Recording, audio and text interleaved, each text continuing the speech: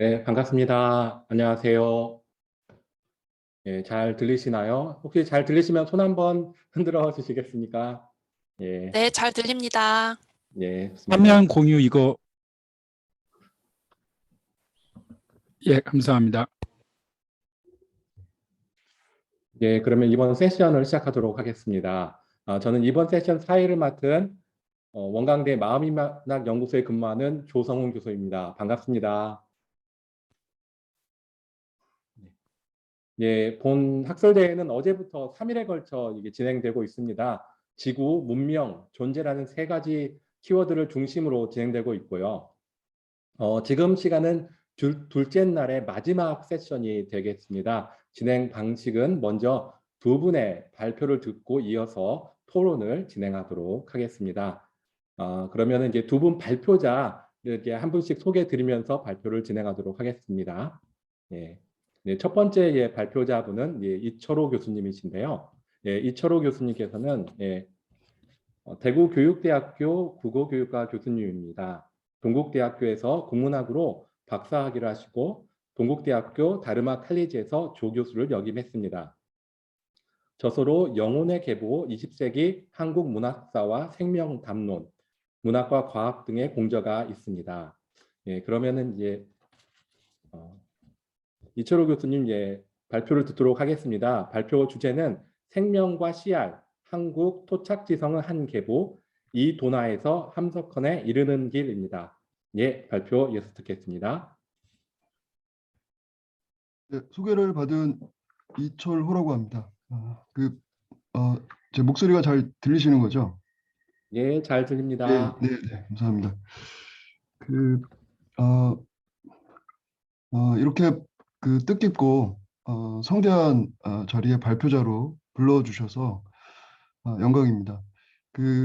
조금 전에 말씀해 주신 대로 저는 한국문학 전공자입니다. 근데 어찌하다 보니까 길을 잘못 들어서서 여기까지 왔습니다. 오늘 주로 이도나와 함석헌에 대해서 제 전공을 전공에 비하면 좀 과분한 이야기가 될 텐데 부디 해량해 주시기를 바라겠습니다. 30분이 저한테 주어졌기 때문에 먼저 발표문에 한두 페이지 정도를 읽고요. 나머지는 PPT를 중심으로 해서 말씀을 드리도록 하겠습니다. 여기서부터 읽겠습니다. 두 번째 페이지인데요.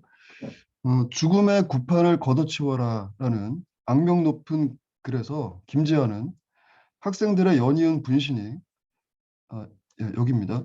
생명 말살 충동에 불과하다며 자살을 그만 멈추고 생명을 공경하라라고 충고한 바 있습니다. 그의 영성론의 어법, 즉 삶, 죽임, 살림의 변증법에 따라 정확히 말하자면 제목의 죽음의 구판은 죽임의 구판이라고 해야 됩니다. 이 칼럼은 김지아 특유의 생명론을 복귀함으로써 절정에 달합니다. 그러나 젊은 벗들, 귀신은 영육 분리의 형상이지만 신명은 영육합일, 몸과 함께만 현상한다네. 그래서 신명은 곧 생명이라네. 요컨대 이 글에서 만약에 김지아가 삶이라고 말한다면 이는 일상적인 용법으로 이해될 성질의 말이 아니라 어떤 의미에서는 초월적인 함의를 지닙니다. 여기서 생명은 김지아의 말처럼 생명이라고 하는 말과 등가입니다. 1920년을 전후로 하여 문화주의를 통해 생명이라는 개념어가 수용된 이후 이렇게 1990년대 김지아에 이르기까지 여러 작가나 사상가들이 이 용어를 부단히 재전유한 이유는 과연 무엇 때문일까? 이게 제 연구가 시작된 근본적인 질문입니다.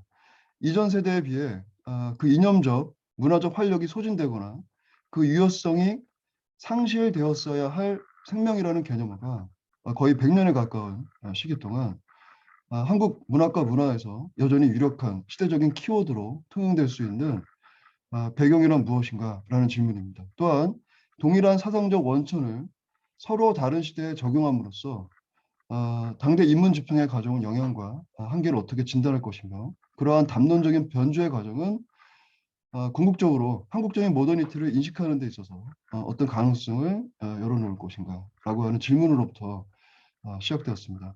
생명이라는 어휘에서 비롯된 한국 영성론의 계보는 서구 중심주의적인 세계관을 표방하는 경우보다 그와 대비되는 이른바 토착 지성의 사상과 실천에서 더욱 중요한 쟁점을 얻습니다. 한기용 선생에 따르면 근대의 주류성이 자기 몸을 통해 재현될 수 없음에 대한 자각 이후에 생성되는 새로운 형태의 주체 인식이 바로 토착 지성의 정체성을 구성하는 핵심 요소 중 하나라고 합니다. 인용문을 좀 읽어보겠습니다. 주류 근대와 상대화된 세계를 의식적으로 발견함으로써 그 지배력에 대한 방어 기제를 확보하려는 태도이다. 보통 말하는 반근대가 될 텐데요. 그것은 근대의 중심성에 대한 진화론적인 동화를 스스로 포기하는 적극적인 의미에서 반근대성의 내재화라고 할 수 있다. 외래적인 것과 내재적인 것 사이에 대립과 갈등이 토착 지성의 근본 태생이라고 할 때 이들의 궁극적인 지형은 결국 바깥이 아니라 자기 내부에서 어떤 충만한 가능성을 발견하는 데 있을 것입니다. 근대 초기에 청년 지식인들은 그것을 생명이라고 명명했고 오늘 말씀드릴 이도나나 류영모나 함석권과 같은 이른바 토착 지성들에 의해서는 각각 다른 영성적인 표현으로 재전유되었습니다. 영성론은 근대적인 자아 담론의 다른 이름이라고 할 수 있습니다. 근대적인 자아란 기성의 관습, 제도, 권위에 굴하지 않고 오히려 자신의 감정, 생각, 신념에 근거하여 스스로를 삶의 주체로 형성하는 개인입니다. 넓게 보면 이런 영성론에 해당하는 용어들은 근대 초기에 굉장히 많은 심리 용어들로 변주되어 사용되었습니다. 이러한 용어들은 여기서부터 읽겠습니다. 이러한 용어들은 급변하는 세계와 대결하는 자아의 주체성을 표상합니다. 이도나 류영모, 함석헌, 김지하의 활동 시기를 비교해 보면 흥미롭게도 30년의 격차가 있을 뿐만 아니라 각각 한국 사회의 변화와 관련해서 중요한 모멘텀이라고 이해가 됩니다.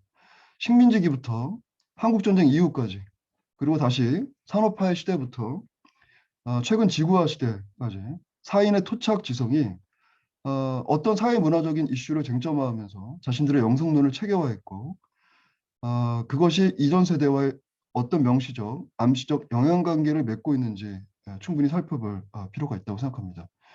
그런 관점에서 이들을 살펴보면 여기 표를 보시면 글쎄 이도나는 인내천이라고 제가 우선 썼습니다만 그리고 류영모에게는 숨, 함석헌은 CR, 김지하의 경우에는 윤려라고 했을 때 이 용어들은 각각 다른 종교적인 배경을 갖고 있으면서 결국 생명이라고 하는 말로 수렴됩니다. 이들은 생명론이라는 근대적인 자아담론을 공통 분모로 삼으면서도 점차 독자적인 사상 체계를 확립하는 가운데 특유의 개념어를 만들어냈습니다. 인내천, 숨, CR, 율러 등은 모두 아까 얘기했던 영성론의 한국적인 토착화의 산물이라고 할 수 있습니다. 이렇게 사인의 토착 지성은 자신들의 사상을 공히 동서회통의 종교 철학으로 체계화하려고 했습니다. 하지만 그것은 특정 종교에 고립되지 않고 당대 진보 사상의 주류를 대리 보충하는 방식으로 그 시대적인 정당성을 확보할 수 있었습니다. 그럼에도 불구하고 이들 토착 지성의 사상적인 특징을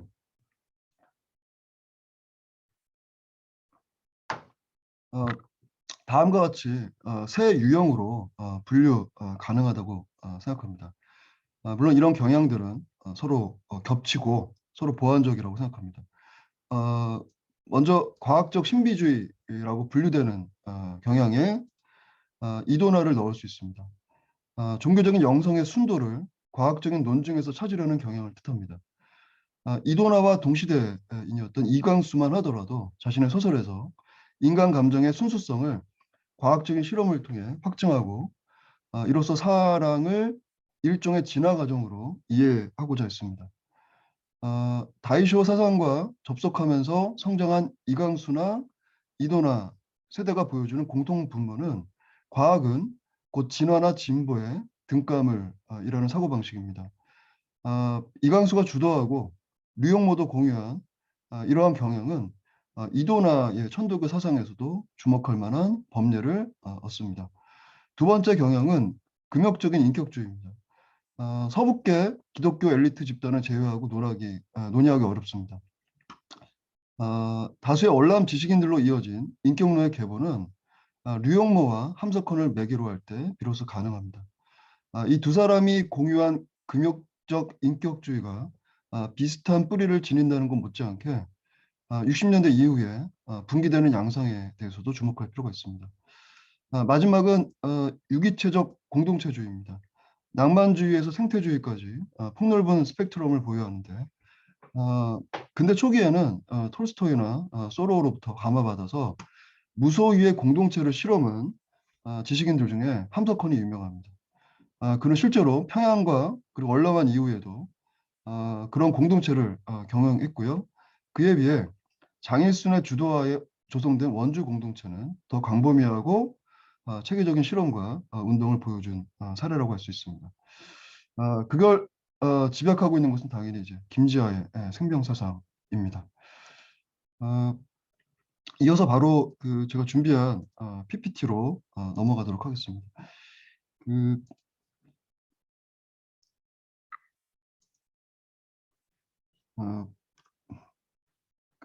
요 아까 문제 제기는 저희가 시간이 좀 부족한 것 같아서 우선 좀 넘어가도록 하고요. 제가 오늘 말씀드리려고 하는 영성과 생명이라고 하는 개념에 대해서 제가 지금 이해하고 있는 범위 안에서 잠깐 개념을 좀 규정해 보고자 합니다. 이 영성이라고 하는 말은 길이요, 진리요, 생명이니라고 하는 익히 알려진 성서의 한 구절과 무관하지 않습니다. 실제로 기독교 신앙에서 유래하고 다이쇼 문화주의, 특히 베르구성 철학에 의해 널리 통용된 근대적 자아 담론의 한 유형이라고 할 수 있습니다. 그래서 일본에서는 그걸 뭐 초령이니 대령이니 내부 생명이라고 번역했고 기독교에서 친숙한 용어로는 성령이라고 할 수 있습니다. 저는 성령이라고 부르든 내부 생명이라고 부르든 그것은 기본적으로 하나의 원천에서 기인하는 근대적 자아 담론 키워드들이라고 생각합니다. 조금 전에 말씀드렸던 그 생명이라고 하는 건 그 당시에 영혼과 육체, 정신과 물질 사이의 단절을 극복하고 그 대립항의 통일을 상정하는 인식론적인 재배치 속에서 개발된 대단히 이상적인 용어였습니다. 이론상으로는 모든 모순 대립을 극복하는 어떤 조화로운 자아 또는 공동체를 의미하기 때문입니다. 제가 그 당시 문학과 문화 담론에서 한번 생명이라고 하는 말을 한번 구분해 봤는데요. 첫 번째는 당연히 생물 또는 자연을 지칭하는 말입니다. 그냥 우리가 보통 생명체라고 할 때 그 생명의 첫 번째 용법이 있고요. 두 번째 용법은 좀 특이하게도 삶을 도식화하는 기계론적인 사고방식에 대한 반발, 그 맥락에서 사용되는 생명이라고 하는 말이 있습니다. 생명 진화라고 얘기도 하고요. 베르그송으로부터 연유하는 창조적인 진화의 개념이 바로 이 생명입니다. 두 번째 용법이었습니다. 세 번째는 무한자와 소통하는 신비로운 종교적인 체험에도 생명이라는 말이 사용됩니다. 생명 체험이라고 할 때 바로 그 생명입니다. 그리고 네 번째는 문학과 예술에서 어떤 창조적인 원천, 창조적인 열정을 의미할 때도 역시 생명이라고 얘기합니다. 이런 생명의 담론으로부터 그 독자적인 사상을 형성해낸 대표적인 네 명의 지식인 또는 지성이라고 할 수 있는데 이도나의 경우에는 그 생명이라는 말을 지기로 이해했고요. 류영모는 숨, 함석헌은 씨알로 변주했습니다. 김지아가 가장 키워드들이 많은데 대표적인 것은 율력, 라고 할 수 있습니다. 이 용어들이 생명이라고 하는 하나의 뿌리로부터 나왔다는 게 제 기본적인 전제입니다. 이렇게 네 명의 여기 중간에 그림이 가려져 있습니다만 이렇게 그래서 이도나로부터 류영모, 함석헌, 그리고 김지하로 이어지는 사상의 계보들이 있다고 생각합니다. 그 다음에 잠깐 말씀드린 것처럼 여기 잠깐만요. 네. 그 좀 전에 김지하의 그 문제적인 글을 제가 언급해 드렸는데 인용문은 생략하고요. 여기 밑에 보시면 이 구절에서 신명은 영육합일이라고 했을 때는 그것은 기일원론을 전제로 합니다. 그것은 이도나의 직위를 이해하는 데 중요한 전제가 되고요.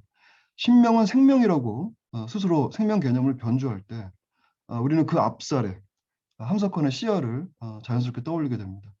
그리고 죽음의 구판을 이야기할 때 삶과 죽임, 살림의 변증법이라고 하는 건 류영모가 숨이라고 하는 독창적인 용어를 산출해내는 과정과 대단히 흡사합니다. 먼저 이도나부터 말씀을 드리겠습니다. 이도나는 직이라고 하는 자신이 익히 알고 있는 이 용어를 이론론이라고 하는 공통분모 속에서 생명 철학과 오버랩시킵니다. 다음과 같은 구절입니다. 신인 철학에서 가져왔고요. 그리하여 이 생명 철학이 이때 생명 철학은 당연히 베르그송을 염두에 둡니다. 베르그송의 생명 철학이 수은주의의 직위 이론론과 정확히 부합된다는 것을 알 수 있다. 우주의 본원은 생명력의 일원으로 되어 있으며 현상계의 만유는 바로 이 생명의 진화로 된 것을 알 수 있다고 얘기할 때 그것은 의도적으로 베르그송과 수은주의가 이 신인 철학이라고 하는 자기 철학의 집대성 속에서 조우하고 있다는 것을 확인하게 됩니다. 그렇게 됐을 때 이 구절은 대단히 의미심장합니다. 수은주의 진화설이라고 얘기합니다. 이것이 수은주의 진화설이다. 과학적인 진화설은 작용의 편을 말하고 본체의 편은 말하지 않는 데 반하여. 그러니까 이 말은 아까 근대 계몽기처럼 마치 동도서기처럼 베르그송이 중요한 진화에 관한 생명에 관한 중요한 아이디어를 제공했지만 그럼에도 불구하고 부충분하다라고 하는 네, 지적입니다. 그에 반하여 수은주의 진화설은 본체론으로부터 작용론에 이르게 된 것이다. 그러니까 두 개를 다 포함한다는 거죠. 다시 말하면 과학은 증명의 확인이 많지 외부에 나타난 조직의 해석으로부터 진화를 논하게 되지만 수은주의는 하늘의 본체적인 계통으로부터 진화 형식에 이르게 되는 것이다. 훨씬 더 본질적이라고 논평하는 대목입니다. 이는 천도교 종지, 인내천 또는 지기를 진화론적인 방식으로 해석하는 것을 의미합니다. 이때 진화론이라고 하는 건 베르그송의 창조적인 진화와 관련되어 있습니다. 정신과 물질을 일관하는 본체적인 실제로서의 지기에 집중합니다. 그것은 달리 말해 만유의 자연 만물의 진화를 가능케 하는 우주적 원리로서의 직이기도 합니다. 이렇게 보면 적어도 이도나에 의해서는 서구 과학에 의해 이 인내천이라고 하는 고유의 사상이 가장 합리적인 것으로 보증되고 우월한 것으로 차별화됩니다. 그때 사용되는 말들이 바로 이 직위생명이고 직위 이론론과 결부되면서 인내천을 이해하는 중요한 방식이 되어버립니다.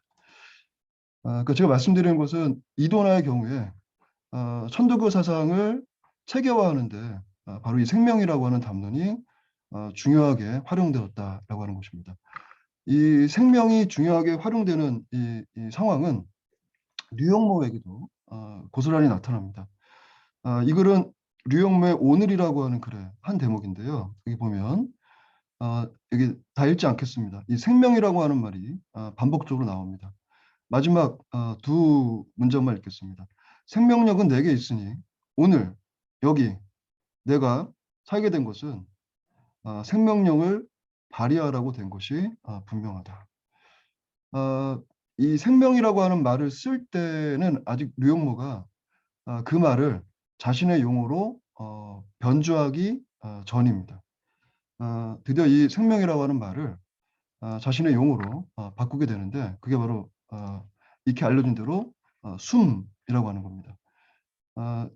이 류용모라고 하는 이 사상이 중요한 이유는 좀 전에 얘기했던 이도나로부터 함석헌으로 가는데 중요한 매개의 역할을 하기 때문입니다.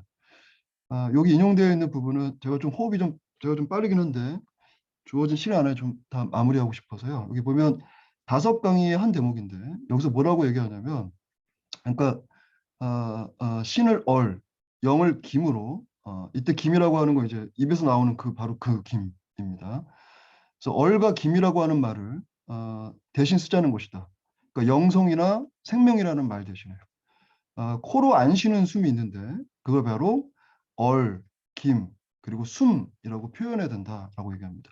이 대목에서 앞서 인용문에서 편하게 이야기했던 생명이라는 키워드는 어느 순간 얼과 김을 거쳐서 숨으로 바뀌게 됩니다. 그리고 류용모의 후기 사상은 바로 이 숨을 중요한 키워드로 하게 됩니다. 저는 그게 생명론의 토착화라고 생각합니다.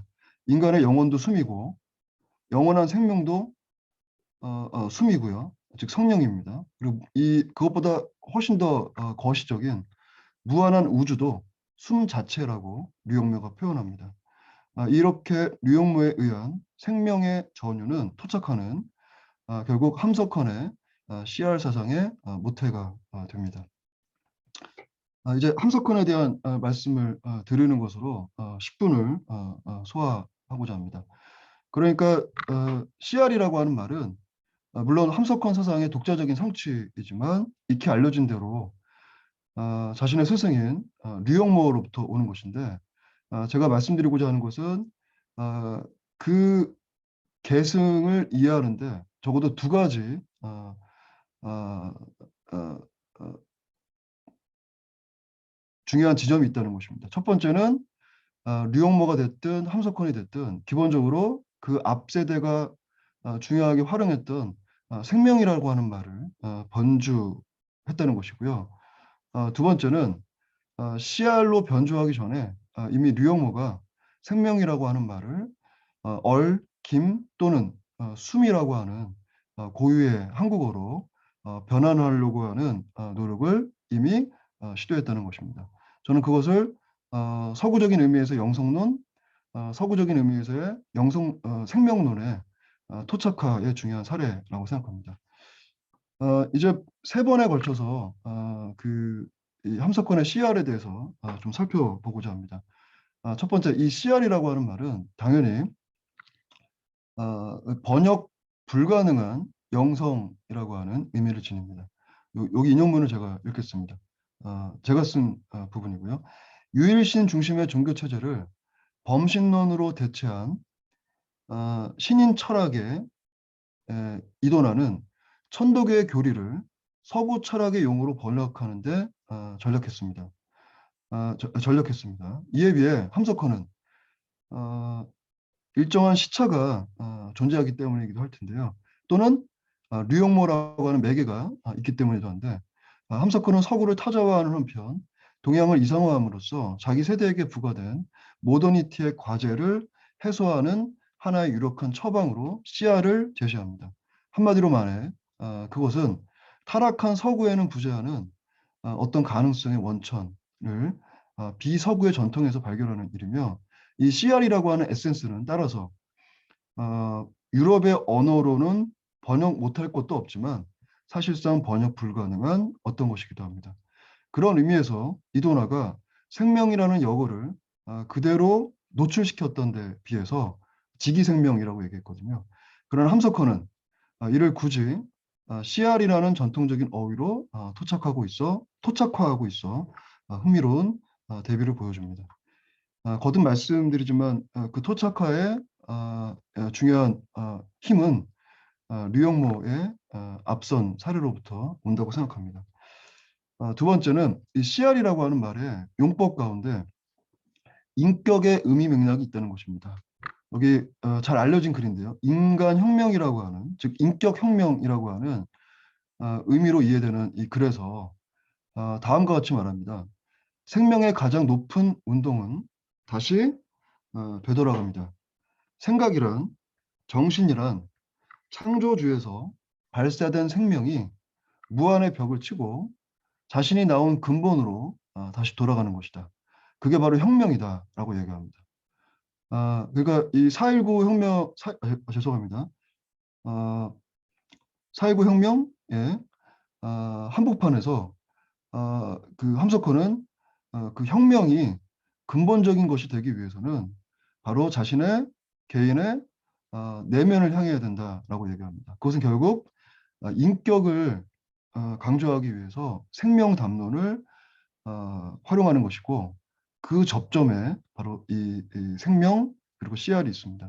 개인의 내부 생명이 그것을 억압하는 제도적인 힘에 맞서 긴장하고 마침내 폭발하는 것이 혁명이라고 할 때 혁명의 본질을 파악하려면 바로 이 생명의 원리부터 이해해야 되는 것이고 그것은 결국 인격, 자아개조 그리고 더 나아가서 민족성 개조와 관련되어 있다는 것이 이 글에서 함석헌이 주장하는 바입니다.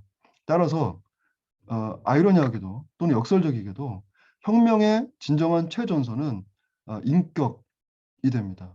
그것은 함석헌 사상의 중요한 뿌리 가운데 하나가 바로 이광수나 안창호 같은 서북계 문화적 민족주의로부터 온다는 사실을 다시 한번 환기시켜주는 대목입니다.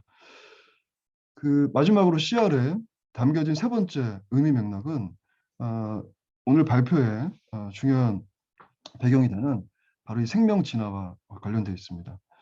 이 새나라 꿈틀거림이라고 하는 글에서 함석헌이 이렇게 말합니다. 하늘나라 너희 안에 있다. 새 시대의 선봉은 우리라는 말이다. 이것은 낡아 빠진 민족주의에서 하는 말도 아니고 그렇다고 객관적으로 무슨 조건을 따져서 하는 말도 아니다. 생명의 성질상 그럴 수밖에 없다. 저는 이 구절이 중요하다고 생각합니다. 그러니까 우리가 후진국이지만 새 시대의 주역이 될 수 있는 이유는 어떤 객관적인 근거가 있는 것이 아니고 또는 자기 만족, 자기 나르시즘 때문도 아니고 생명의 성질상 그렇게 될 수밖에 없다는 바로 그 구절입니다. 우리는 우리가 낡은 역사에 가장 뒤떨어진 자임을 안다. 우리는 비유컨대 세계의 하수도가 다를 바 없다. 그러나 바로 그렇기 때문에 새로운 역사의 상수도가 될 것이다 라고 말합니다. 이 글에서 함석헌은 종교 개혁에 대해 언급하며 진화론적인 해석을 시도한 바 있습니다. 그에 따르면 역사는 대체 속에 신비롭게 결합되어 있는 반대되는 두 힘 때문에 앞으로 나아갑니다. 생물학에서는 그걸 유전과 돌연변이라고 하지만 역사에서는 그것을 보수, 진보라고 한다라고 말합니다.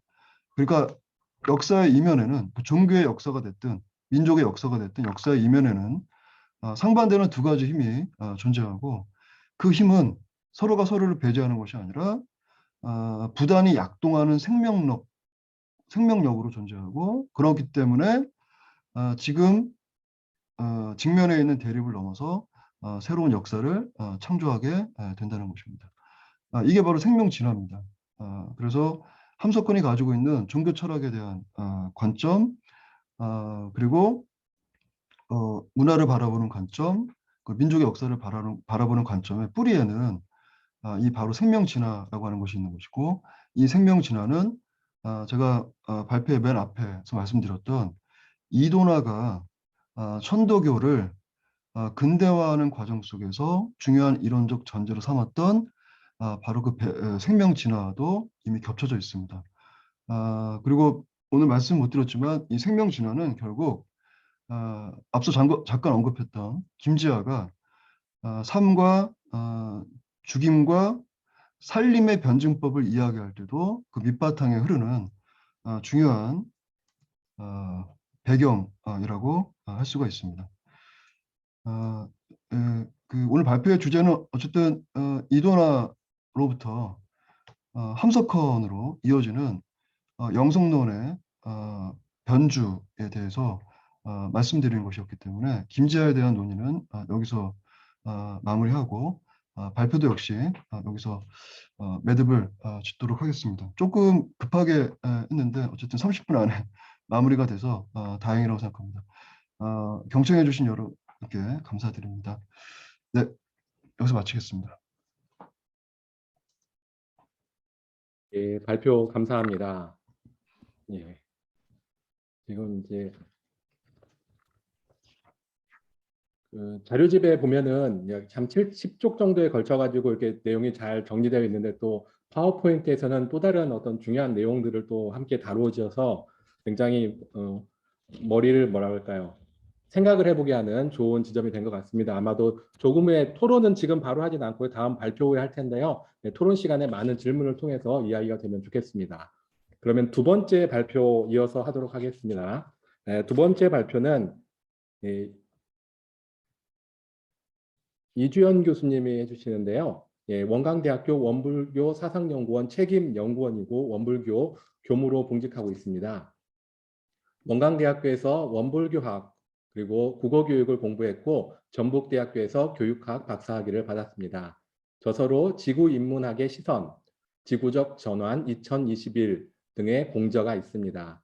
예, 발표 주제는요. 환경운동에서 생명평화운동으로 원불교 지구살림운동 방향 모색입니다. 그럼 발표 듣도록 하겠습니다. 네, 안녕하세요. 반갑습니다.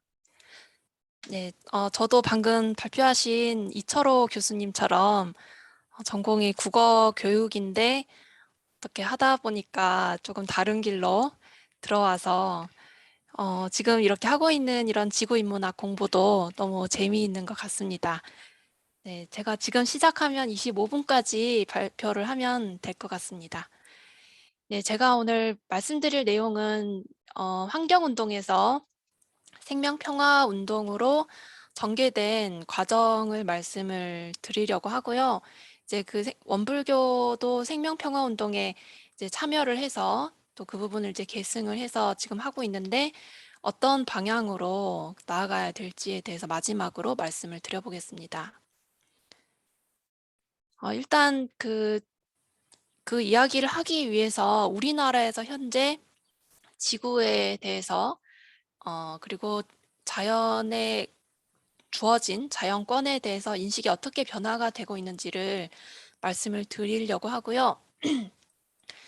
그리고 이 변화의 배경으로서 생명운동과 생명평화운동이 어떻게 전개됐는지를 보려고 하는데 조금 요약을 해서 먼저 말씀을 드리자면 생명운동은 이제 동학에서부터 동학의 정신을 계승해서 출발이 됐습니다. 그래서 동학의 모심이라든지 또 원불교에서는 천지 만물에 대한 보온의 그런 사상을 가지고 있고 이런 부분이 전개가 되면서 한살림의 생명운동에서는 이제 살림의 그런 성격을 가지고 전개가 됐고요.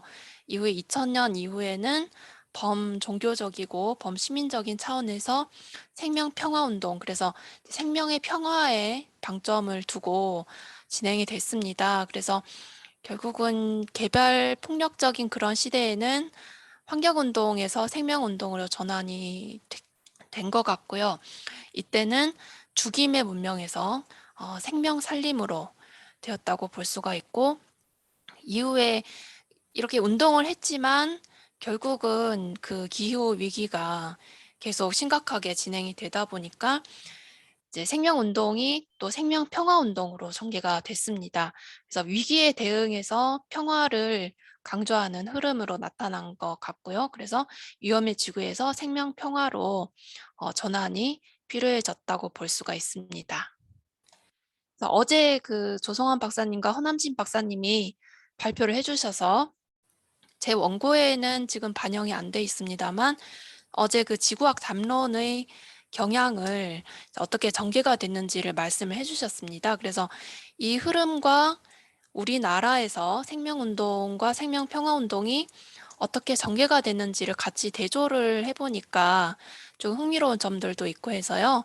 그래서 이거를 같이 보시면 일단 그 한살림 농산이 그 창립됐던 1986년에 이제 글로브 담론이 나타나면서 우리 백이 위험의 지구화를 말을 했죠. 그래서 그 초국가적인 이렇게 경계를 넘어서 위험이 보편화되는 이런 때 얘기를 할 때 우리나라에서도 묘하게 한살림이 창립이 됐고 이후에 얼스 담론이 나타났다고 이제 말씀을 해주셨습니다. 그래서 이때 또 한살림 선언에서는 그 지구에 대한 가이아 지구를 얘기를 하면서 동학을 조금 더 현대적으로 모색을 했다고 볼 수가 있습니다. 그래서 저는 현대적 동학이다라고 말을 해봤고, 그래서 동학이 가지고 있는 그런 대물 윤리의 지구에 대한 인식이 더해져서 이렇게 전개가 되고 있는 점도 흥미롭고, 또 얼스 담론이 1990년도부터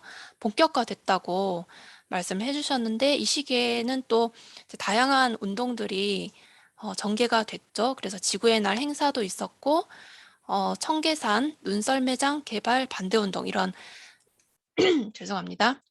반대 운동들이 있었습니다.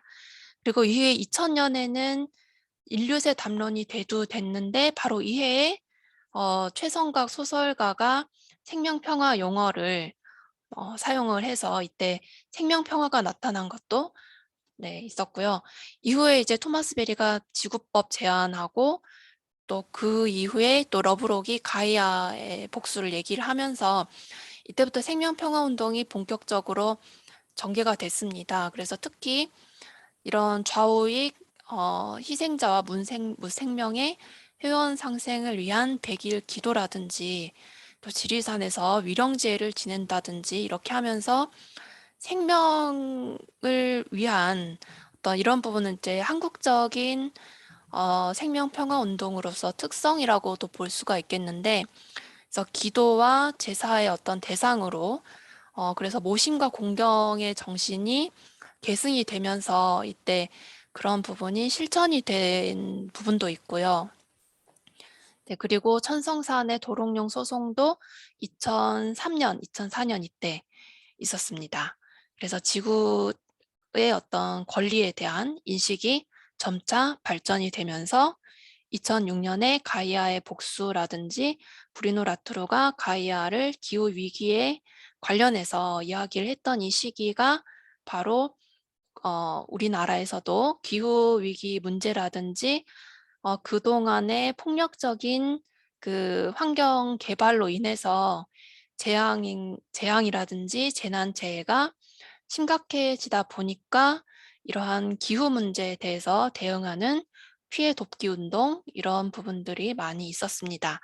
그 다음에 2019년에 차크라바르티가 플래닛 담론을 이야기를 했던 이 시기쯤에는 범종교적인 차원에서 기후위기 비상행동이 한살림에서도 있었고요. 또 다양한 종교들이 같이 이런 비상행동을 하기도 했고 탈원전 운동을 하기도 했습니다. 그래서 결국은 이제 2000년을 기점으로 해서 이 이후로는 기후위기 문제라든지 이런 가야의 복수에 따른 그런 대응 방법들이 좀 더 구체적으로 나타났다고 볼 수가 있겠습니다. 그래서 먼저 그러니까 이야기 처음으로 돌아와서 우리나라에서는 그 환경권을 1980년도부터 인권으로 조금 제한적으로 이야기를 하다가요. 그 다음에 2018년이 되면서 조금씩 변화가 생기기 시작했는데 이런 부분들은 아직은 이제 확정이 된 게 아니라 개헌안 그리고 개정안의 성격으로 환경을 보호해야 한다라고 하든지 또는 동물을 포함한 생명체를 국가가 보호해야 된다라고 해서 이제 국민의 권리로 환경권을 제한을 하다가 조금씩 인식의 변화가 있습니다. 그런데 아직은 이제 여기까지 진행이 되었고 아직 국내에서는 자연을 이제 권리의 주체로 해서 그런 부분을 정의하는 부분까지는 법적으로는 나타나지 않고 있습니다. 그래서 전 세계적으로는 이제 법인격을 바탕으로 지구법에 대해서도 논의가 이미 있었고 또 인간 역량을 넘어서서 오히려 이제 존재 역량으로 가야 된다. 이런 부분은 우리 발표자 모임할 때 이제 박일준 박사님이 의견을 주셔서 저도 고민을 하면서 진행해온 부분입니다. 그래서 유기체만이 아닌 광물 같은 그런 비유기체까지 존재하는 그 자체만으로 그 역량을 인정할 수 있어야 된다는 방향으로 지금 인식이 발전이 되고 있는 것 같고요.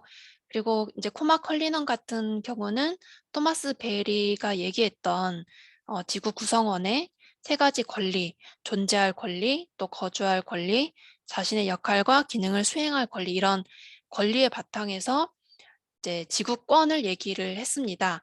그래서 결국 지구는 사실 우리 인간이 지구에 출현하기 전부터 우리가 권리를 인정을 하느냐 안 하느냐 여부에 관계없이 이미 자신의 권리를 누리고 있기 때문에 지구권의 성립이 가능하지 않은가라고 저는 그런 생각이 들었고요. 네, 이러한 이제 우리나라에서도 결국 생명권에 대한 인식이 조금씩 바뀌고 있는 데는 바로 그 기간 동안에 우리나라에서 환경운동에서 시작해서 점차적으로 생명운동으로 또 발전이 됐던 그런 부분들이 이념적 배경으로 작용을 했다고 보입니다.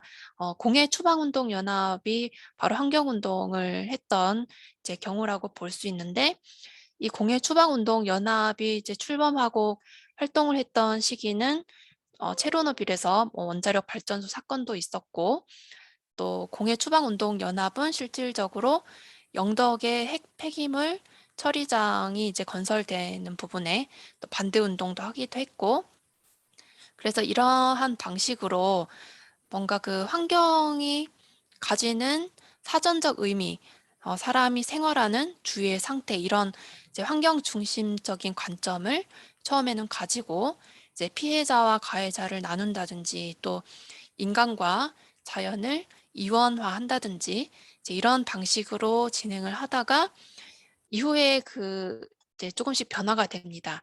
그래서 최열이 김지하와 이제 첫 대면을 했을 때는 1981년 당시에 동지의 그런 관계를 유지를 하다가 이후에 환경운동 연합으로 이제 공추위가 출범을 하면서 김지하의 생명사상을 수용을 하게 됩니다. 그러면서 캐치프레이즈를 환경은 생명이다로 그렇게 설정을 했고요. 당시에 김지아는 환경에 대한 그 환경주의의 비판을 매우 강하게 한 바가 있습니다. 여기에서도 제가 말씀드리고 있듯이 지구관, 유물주의적 지구관에 그렸던 산물이라고도 얘기를 했고요. 또 이런 환경 중심적인 관점은 인간을 중심에 두고 기타 생명체를 무대장치로 그렇게 들러리로 세운 것이나 다름없다, 이렇게 조금 강한 비판을 보였습니다. 그래서 왜 이렇게 비판을 했냐면 김지하의 그 생명관은 보이는 부분뿐만 아니라 보이지 않는 흐름까지 다 포괄을 한다고 생각을 했기 때문인데요. 이제 환경 같은 경우는 눈에 드러난, 예를 들어서 피해자와 가해자라든지, 그러니까 피해를 입은 쪽이 어떤 피해를 입었는지 이런 이제 보이는 가시적인 그런 부분에 집중을 하지만, 김지아가 뭐 흰 그늘이라는 표현이라든지 또 동학의 불연기현에 집중을 한 것처럼 바로 이렇게 전체를 관통하는 관점으로 나아가야 한다는 그런 생각을 품었기 때문이라고 보입니다. 이렇게 해서 한살림이 1986년에 한살림 농산으로 출발을 하면서 이제 그 환경운동이 점진적으로 생명운동으로 전환이 되게 됩니다. 그래서 한살림의 의미는 이때 모든 생명을 함께 살린다, 또 모든 생명이 더불어 산다, 모든 생명이 더불어 사는 세상을 이룬다, 또 유기적 연관 속에서 더불어 무한하게 공생한다, 이런 의미를 가지고 있는데, 여기서 보면은 살린다 또는 산다, 공생한다, 이렇게 해서 살림에 대한 이야기를 그것도 함께 더불어 한다고 그렇게 이야기를 하고 있습니다. 그래서 이런 부분들은 이제 동학을 바탕으로 현대적인 버전의 생명사상으로 이제 발전을 한 경우라고 볼 수가 있고요. 즉 아까도 말씀을 드렸듯이 이제 뭔가 폭력적인 그런 개발이 이루어지는 이 당시는 산업 문명이 이제 한참 발전을 하던 시기였죠. 그래서 이럴 때 그 폭력에 희생되는 그런 이제 자연 만물에 대한 그런 인식에 더해서 어제 그 조성환 박사님이 발표에서도 말씀을 해 주셨듯이 가이아로서의 지구에 대한 인식이 있었습니다. 그래서 이런 부분이 서로 보완이 되면서 어떤 현대적인 동학 그리고 한국의 자생적 생명 사상으로서 나타났다고 볼 수가 있고요. 여기서 잠시 그 한에 대한 한이라는 말이 매우 많은 의미를 품고 있고 실질적으로도 이제 한살림 선언문이 나오면서 이제 한이 어떤 연관성을 가지고 있는지도 설명이 되었는데 바로 전체로서의 하나, 이제 개체로서의 하나 이런 우주의 근원적 생명이라고 해서 어떤 생명에 대한 관점이 한국적인 그 한국에서 출발한 자생적인 생명 사상으로서의 의미를 가지고 있고 또 특히 당시의 그 기계론적인 패러다임, 즉 죽임에 대한 관련된 그런 과학 중심적이고 또 이제 눈에 보이는 가시적인 현상 중심으로 흘러가는 그래서 정신과 물질을 이원론적으로 나누려고 하는 그런 현상에 대해서 대응하기 위해서 생명에 대한 이러한 이제 설명을 했던 것으로 보입니다. 이제 그 한살림이 동학의 정신을 계승한 만큼 생명을 한울이라는 관점에서도 볼 수가 있는데요. 장일순 같은 경우에는 풀이나 나무, 티끌 하나에도 우주가 들어있고 또 티끌마저도 우리에게 없어서는 안 되는 것이라고 말을 했습니다. 그래서 결국은 그 이 풀 한 폭이 또 나락 하나에도 우주가 있기 때문에 이런 풀 한 폭이나 나락 하나를 향해서 모심과 공경을 하지 않는다는 거는 결국은 내가 내 앞에 있는 우주를 포기하는 것이 되고 결국은 이렇게 되면 우주가 없이도 살아가려고 하는 것, 결국 나의 어떤 생존 문제를 포기하는 것이 되기 때문에 생명의 문제, 곧 살림의 문제가 된다고 볼 수가 있고요. 따라서 한살림 운동은 이익이 어떤 이익이 있는지 그리고 어떤 필요성에 따라서 이런 운동이 필요하다라는 그런 개념이 아니라 이제 당연한 어떤 생명의 문제에 대한 모심과 공경의 필요성으로 나아가야 된다라고 볼 수가 있겠습니다. 그래서 한때 이제 이 발표에 대해서 이야기를 하다가 그 조성환 박사님이 사상의 최전선이라고 이제 이야기를 해주셨어요. 그래서 저도 많은 영감을 받아서 가지고 왔는데요. 그 윤노빈이 이제 한국 그 신생철학에서 말하기를 외국 철학에 담긴 외국의 고민을 우리 한국에서 곱씹는 그런 풍조를 이야기를 했습니다. 즉, 이 외국 철학에서는 고민을 말했는데 우리 한국에서는 이제 이거를 가지고 와서 그 고민 그 자체가 아닌 어떤 고통으로 만든다든지 그러니까 한국의 한반도의 문제를 한국의 철학으로 풀지 못하고 다른 지역에서 일어난 그런 철학으로 해결하려고 하는 이제 그런 풍조에 대해서 많이 비판을 했는데요. 이렇게 한살림 선언에서 어떤 그 당시에 어, 막 나타나고 있던 그런 가이아 담론이라든지 이제 이런 것들을 이미 반영을 했다는 점 또는 당시에 그 산업 문명에 따라서 가장 필요했던 시대적인 요소, 만물의 그런 공경 이런 부분들을 가장 잘 반영을 하고 있다는 점에서 바로 사상의 최전선이라고 볼 수가 있고 한국의 어떤 그 고대 한사상에서 출발을 해서 그다음에 동학의 맥을 계승하고 또 현대적인 동학으로 보완을 하고 이렇게 함으로써 당시에 한국의 가장 뜨거운 현안에 대한 해법을 제시를 함으로써 죽임의 문명에 대응하는 살림의 해법을 보여주었다고 말씀을 드릴 수가 있습니다. 이렇게 해서 2000년 이후에 생명평화운동으로 조금씩 전환이 됩니다. 2000년에 인류세 개념이 등장을 했고, 그리고 생명평화 용어가 새만금 농성 선포식에서 사용이 됐죠. 이렇게 해서 지금 이제 말씀드리는 이러한 100일 기도라든지 또 지리산 위령제, 삼보일배 운동들, 이제 이런 운동들이 일어났는데, 이 당시에 여러 종교의 그 성직자들과 또 종교의 울타리에 관계없이 여러 범시민적인 차원에서 많은 분들이 참여를 했습니다. 그리고 이 시기에 이렇게 하는 동안에 또 뭐 인도 헌법에서는 자연권의 펄슨이 명기가 된다든지 이런 또 과정들이 전 세계적으로 일어나고 있었고요. 이렇게 하다가 이후에 기후 위기가 이제 더 첨예해지죠. 이렇게 되면서 2008년 이렇게 2003년, 2008년 지난 후에는 이제 위험에 대한 평화로 응답을 하는 그런 행동들이 계속 이어지게 됩니다. 결국은 위험에서 생명평화로 가기 위한 운동이라고 생명평화 운동을 볼 수가 있고요.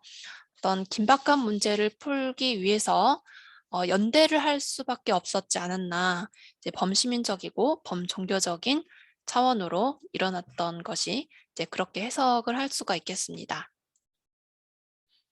원불교가 이 생명평화 운동 당시에 이제 적극적으로 참여를 했고, 지금은 그 지구살림 운동을 다양한 방면으로 계속 계승을 해서 하고 있는데, 이제 어떻게 어떤 방식으로 나아가면 좋을지를 마지막으로 말씀을 드려보겠습니다.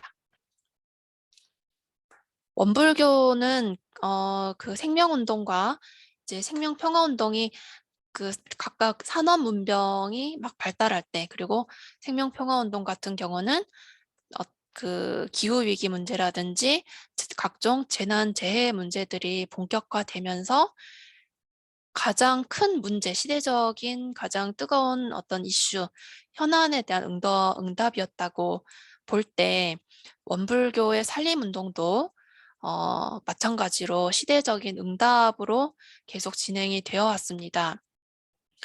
그래서 뭐 지금 진행되고 있는 지구를 위한 산림운동뿐만 아니라 맨 처음에 그 원불교가 창립을 해서 등장을 했을 때부터 민중들의 어떤 그런 의식의 대전환을 추구를 한다든지, 또 해방과 유교 동란이 일어났을 때는 또 교육 사업과 건국 이념을 제시를 함으로써 정신의 대전환을 이끌기 위해서 노력을 한다든지, 또는 산업화와 민주화가 막 진행이 될 때 종교연합 운동을 이렇게 이끌어내면서 연대와 공생을 지향을 한다든지, 이런 방식으로 시대에 대한 응답을 계속 해왔다고 볼 수가 있습니다.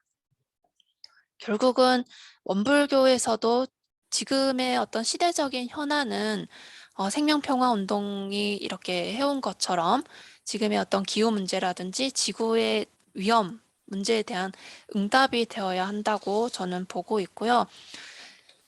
특히 올해 그 전산 종법사가 신년법문에서 코로나19 팬데믹과 극심해지는 기후위기를 겪으며 지구 공동체라는 이제 용어를 사용을 했습니다. 그리고 우리 삶의 지속 가능성에 대해서 이러한 그 성찰과 지혜가 요청이 되고, 그러기 위해서는 지구의 만물을 위한 불공과 보온이 필요하다는 그런 강조를 한 바가 있습니다. 그래서 지금 서서 이런 지구가 당면한 위험의 문제에 인식을 하고 있다고 보이고요. 특히 이제 원불교 같은 경우는 이런 철학이라든지 은사상이 있어서 지구의 모든 만물이 없어서는 살 수 없는 관계에 있다고 보고 있습니다. 그래서 긴밀한 관계성에 주목을 하고 있는데, 이 은이 아니면은 세계의 완전한 평화는 있을 수 없다는 그런 담론도 등장을 한 적이 있고요. 특히 원불교 그 환경연대 같은 경우는 이제 그 이런 부분을 도맡아서 담당하고 있는 단체라고 볼 수 있는데, 이 환경연대에서 다양한 활동을 지금 하고 있습니다. 그래서 그 제일 밑에 보시는 지구살림 천지보험 법회 이런 경우 이런 것들 뭐 일상 수행이라든지 이런 실천과 활동들을 중심으로 하는 이런 부분들은 원불교에서 지향하는 마음 수양적인 측면, 즉 일상 속에서 마음 챙김을 함으로써 인격적인 도약을 하는 그런 부분들이 그 은사상과 결합이 돼서 지구살림 운동으로 전개가 될 수 있도록 이제 이런 방식을 선택을 해서 지금 대중에게 어필을 하려고 노력을 하고 있습니다만 현재 이제 아쉬운 점은 많이 있습니다. 원불교의 그 교정 정책에서도 지구 살리기 운동을 제시를 해서 이제 몇 가지 자연 환경 운동이라든지 인권, 생명, 평화 운동 이런 것들을 이제 이야기를 하고 있음에도 불구하고 아직 이런 운동들이 원불교 환경연대라는 그런 이제 단체, 그러니까 원불교의 정식 기관이라기보다는 그 단체 중심으로 조금 전개가 되는 부분도 없지 않아 있고요. 네, 그래서 조금 더 그 현안에 대한 시대적인 현안에 대한 응답으로서 걸어온 길이 원불교의 길이라면 앞으로 나아가야 할 길도 시대적인 응답이기 때문에 가장 그 시급한 이런 지구적인 위험 문제에 대해서 응답을 하는 차원이 뭔가 선두에 있어야 된다고 보입니다. 그래서 이제 인류세 시대의 정신개벽, 원불교에서는 정신개벽을 추구를 하는데 바로 이런 지형 정신개벽은 지구 살림 운동으로 나아갔으면 좋겠다는 그런 이제 마지막으로 코멘트를 드리면서 이상으로 제 발표를 마치겠습니다.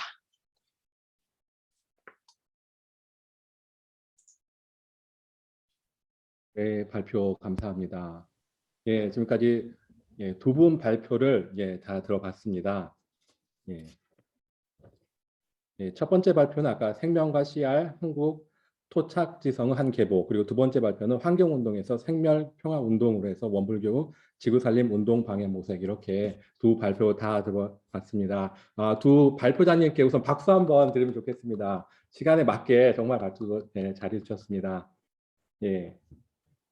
제가 30분이라고 말씀을 안 드렸는데도 정말 시간을 정확하게 지켜주시면서 발표를 해주시고요. 자, 네, 그렇습니다.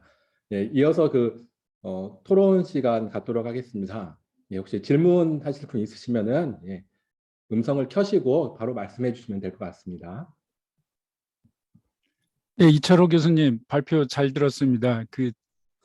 저희 이 준비하는 과정에서 그 학교 옮기신 걸로 아는데, 또 발표문까지 충실하게 저는 그 사정을 모르고 부탁을 드려서 좀 죄송하고요. 이주연 선생님 발표와 관련해서 이제 생명평화라는 말이 한국의 조어로 알고 있는데, 지금 선생님께서는 생명학의 이제 계보를 말씀해 주셔서 함석헌이나 유영모, 톨스토이 영향도 저는 많이 받았다고 들었는데, 이분들한테서 이제 생명과 평화 담는 이 결부된 어떤 흔적이랄까? 그러니까 이 2000년에 생명평화라는 개념이 나왔지만 어쨌든 그 전에 이런 김지아가 됐던 이런 사상적인 어떤 지하 순맥이 있어가지고 이제 그게 조어가 나왔다고 가정을 한다면요. 함석헌, 유영모 뭐 다 좋습니다만 이분들한테서 생명 담론에서 평화와 결부된 어떤 그런 단서 같은 구체적인 걸 잡을 수 있는지 하나 부탁드리고 싶고요. 이주연 선생님한테는 제가 어제 발표한 데서 이제 라투르의 가이아가 세속화시키고 그분은 이 지구, 그러니까 우리가 살 수 있는 그 크리티컬 존은 대단히 자비로운 어머니도 아니고 아주 무자비하고 그렇다고 그걸 강조했잖아요. 생태 신학 진영과 반대로 이거에 대해서 은사상이라고 할까요? 좀 정면으로 배치되는 것 같은데 만약에 라투르가 여기에 있다고 가정해서 그렇게 질문을 한다면 어떻게 원불교에서 답을 할 수 있을지 갑자기 그런 생각이 들었습니다. 예, 이상입니다. 예, 갑작스럽게 이렇게 질문을 해주셨는데 두 질문을 해주셨습니다. 예, 갑작스럽게 질문을 받은 두 번째 질문은 예, 두 번째로 대답을 해주시는 걸로 하고 우선 이철호 교수님께서 먼저 그 질문에 대답을 해주시면 좋을 것 같습니다. 먼저.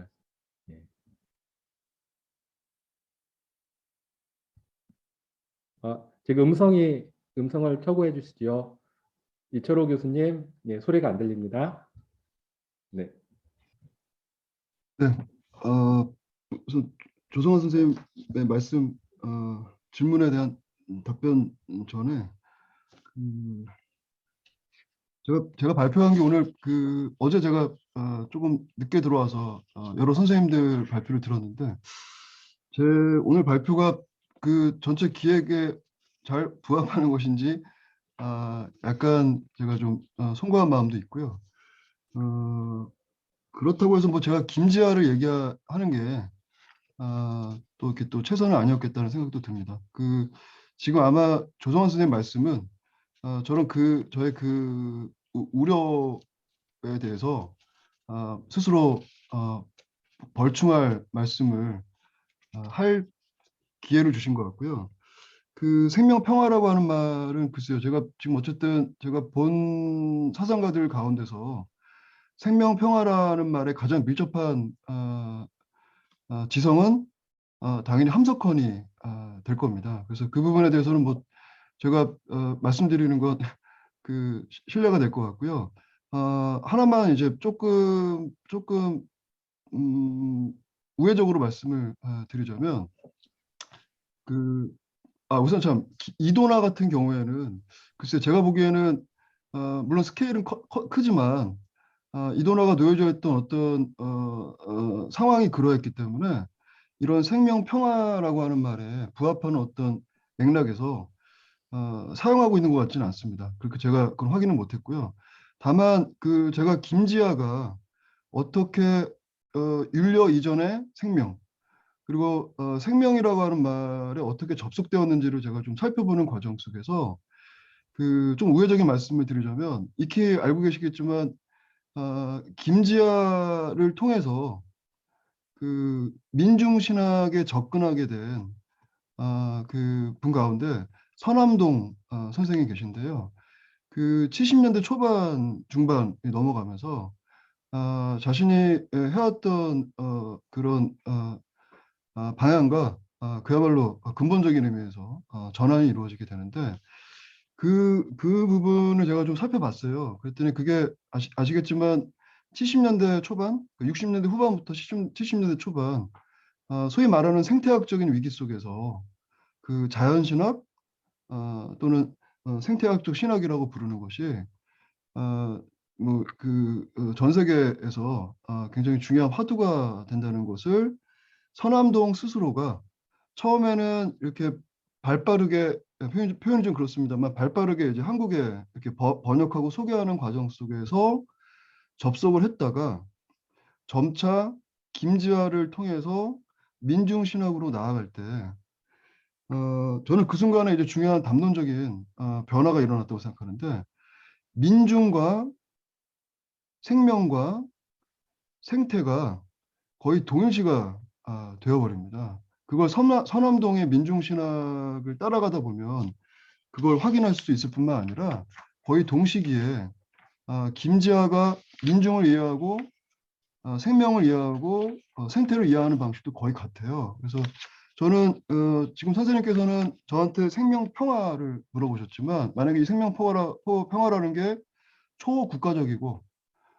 그야말로 인류적인 차원에서의 어떤 공통 분모를 전제로 하는 것이라면 그런 움직임에 부합하는 인물들은 물론 함석헌이고 그리고 김지아라고 생각합니다. 근데 그 연환을 저는 글쎄 제가 보기에는 70년대에 딱 여기만 잡을 수 있을 것 같고 그 이전으로 거슬러 올라가서 예컨대 류용모 같은 경우에도 자신의 제자와는 달리 만약에 이 함석헌이 더 공동체 역사 민족 세계 공동체라고 하는 차원에서 생명이라는 말을 가능한 외연을 넓게 활용했던 데 반해 뉴욕만 하더라도 지극히 글쎄요 어쨌든 개인의 영성에도 초점을 맞췄기 때문에 여기에는 생명 평화에 상응하는 어떤 어휘의 활용을 저로서는 발견하기 어렵습니다. 그래서 선생님 말씀에 제가 조금 번잡하게 말씀드렸지만 답변을 정리하자면 4명 가운데는 그래도 결국은 함석헌, 김지아 정도에서만 그 용례가 찾아진다라고 생각이 됩니다. 네, 부족하지만 답변을 거기서 마무리하도록 하겠습니다. 네. 네, 감사합니다. 예, 이어서 네. 이주연 예, 네, 네. 예, 그 원불교에는 배은이라는 개념이 있습니다. 그래서 그 은혜를 그러니까 배반하면이라는 말로 설명을 할 수 있는데, 그러니까 이렇게 천도를 못 받으면, 예를 들어서 우리가 천지에 대한 뭐 공경과 모심, 보은의 윤리가 있는데 이런 것들을 행하지 않고 오히려 그 반대로 역행을 하면 이제 천벌을 받는다라고 한다든지, 아니면은 또 그 세상이 나를 미워하게 된다라는 이제 그런 부분들이 있습니다. 네. 그래서 이제 가이아의 복수하고도 어쩌면 이런 부분도 연관지어서 생각을 해볼 수 있을 것 같습니다. 그 유상근 선생님 채팅에서 질문하신 것 같은데요. 원불교 아, 관련해서. 예, 예. 예. 예, 기계와의 관계를 이제 원불교에서 어떻게 규정하고 있는지를 물으셨어요. 원불교에서는 개교표어가 그 물질이 개벽되니 정신을 개벽하자라고 해서 물질 문명의 어떤 이제 노예가 되지 않고 정신의 전환으로 정신이 깨어나서 이제 활용을 잘 할 수 있는 거를 추구를 합니다. 그래서 물론 기계론적인 그런 패러다임 같은 경우에 그런 패러다임에 말하자면 이제 노예가 되어서는 안 된다. 끌려가지 않고 정신이 깨어나서 잘 사용을 할 수 있어야 된다는 입장이고요. 법문 중에서도 이용하는 법을 알면 천하에 버릴 것이 하나도 없다라는 거 한다든지 해서 잘 활용을 할 수 있어야 된다는 그런 입장입니다. 네, 네, 네, 감사합니다. 예, 혹시 다른 질문 있으시면 채팅창으로 해서 질문을 해주셔도 괜찮습니다. 예, 바로 허남지 말씀하셔도 박사님 괜찮습니다. 예, 질문하시는데. 선한지 박사님, 예, 예, 발표 잘 들었고요.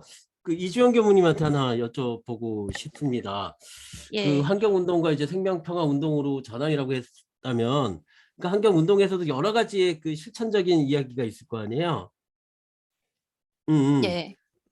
그런 실천의 이야기와 그러니까 평화운동의 생명평화운동의 실천의 이야기에 좀 다른 점들이 어떤 점이 있을까 해서, 그러니까 이게 사상적으로 이야기가 예. 가는데 이 실천 쪽에서는 어떠한 차이들이 있는지, 그러니까 용어만의 구별인지 아니면 실천적인 부분에서도 차이가 나는지 그 부분을 좀 듣고 싶습니다. 예, 저도 환경운동이 실질적으로 어떤 성격을 띠고 이제 어떤 경위를 거쳐서 실천이 됐는지는 저도 아직 구체적으로는 못 보았습니다. 다만 좀 그 폭력적인 그런 부분에 대해서 이제 대응을 하는 방식으로 진행이 됐기 때문에 차이가 있을 것 같긴 합니다. 이 부분은 저도 좀 더 탐구를 해보겠습니다.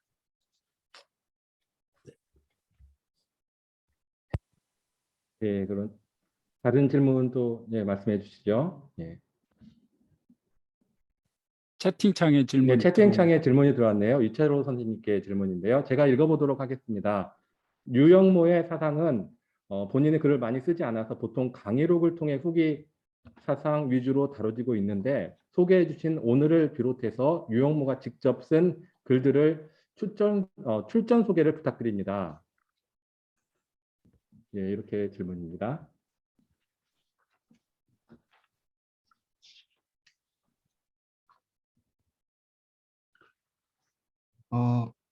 네.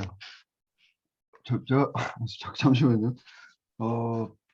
굉장히 당혹스러운 질문인데, 지금 말씀하신 것처럼 그 류용모의 사상은 글의 형태로 남아 있지 않죠, 거의, 그죠? 그리고 뭐 강연도 굉장히 오랫동안 하셨는데 그게 녹음돼서 이제 문자로 기록된 것도 아주 우연한 계기로 아주 단발적으로 기록되었다고 합니다. 그리고 그 식민지식이 그때 글들은 뭐 여러 군데 이제 그 실려 있어서 그건 또 원문을 대조할 수도 있는데요. 자, 이 오늘이라고 하는 글은 잠깐만요. 제가 지금 확인하고 있는데